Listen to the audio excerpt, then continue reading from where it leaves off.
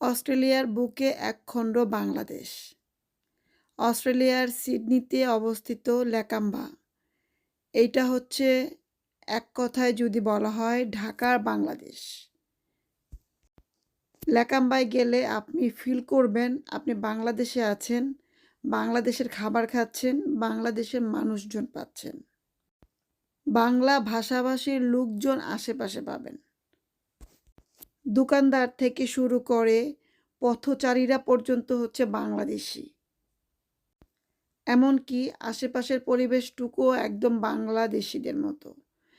আমি যখন প্রথম অস্ট্রেলিয়াতে আসি তখন আমার বড় বোনের বাসা ছিল এইখানে।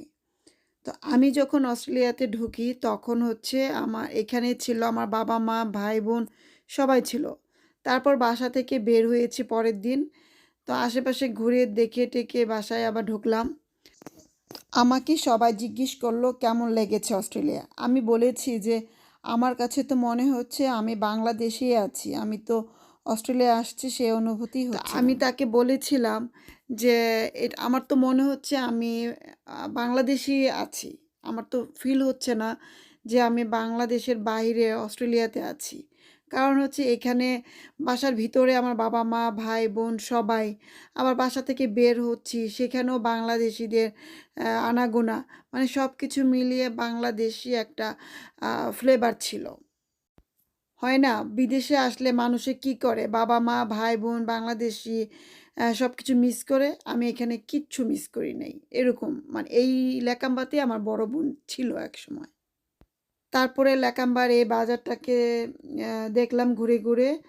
আর যেসব খাবার আছে দেশি খাবার, দেশি দোকান, দেশি রেস্টুরেন্ট, এগুলো দেখে তো মনটা ভরে গেল। এই যে এটা যেমন একটা রেস্টুরেন্ট, এখানে সব কিছু আছে কাচ্চি বিরিয়ানি থেকে শুরু করে mutton biryani, normal chicken beef biryani, তারপরে হচ্ছে দেশি ভর্তা ভাজি সব কিছু সব কিছু। এবং দেখেন বিদেশে বাংলাদেশি নাম দেওয়া একটা রেস্টুরেন্ট, চিন্তাও করা যায় না, তাও আবার অস্ট্রেলিয়াতে।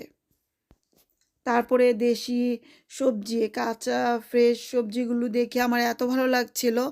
আসলে আমরা তো থাকি ক্যানবেরাতে, ক্যানবেরায় কিন্তু বাংলাদেশি অবয়বটা বা বাংলাদেশি ফ্লেভারটা খুব একটা বেশি পাওয়া যায় না, যেটা সিডনির এই ল্যাকাম্বাতে পাওয়া যায়। তো আমার হচ্ছে খুবই ভালো লাগছিল এবং আমি চাচ্ছিলাম আর একটু সময় থাকার জন্য, কিন্তু আমরা যখন গিয়েছি ল্যাকাম্বার এই সময়টাতে, সেই সময়টায় আসলে সব কিছু বন্ধ হয়ে যাচ্ছিল। আর দেশি লাউ শাকগুলো দেখেও আমার খুব ভালো লাগছিল। এখানে লাল শাক আছে, পালং শাক আছে, আম আছে।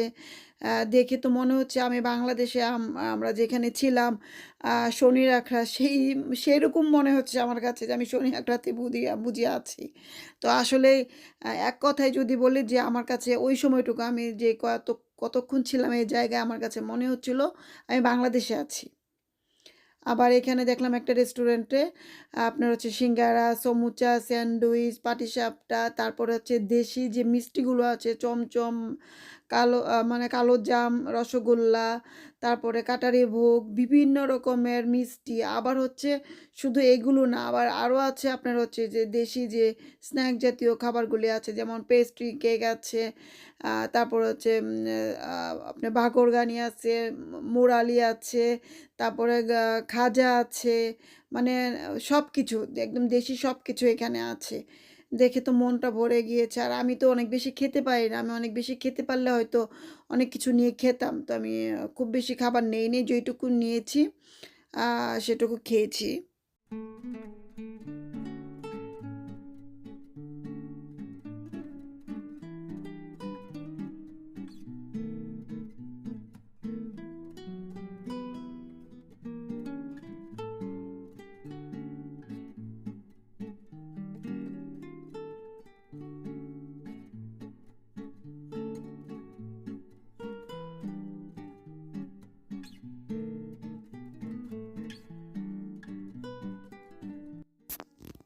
আমরা কিন্তু বেশি কিছু অর্ডার করি নাই, যেহেতু দুপুরবেলা খেয়েছিলাম, পেট ভরা ছিল। তারপরে আমরা কিছু রোল আর হচ্ছে পেঁয়াজু আর ঝালমুড়ি অর্ডার করেছিলাম।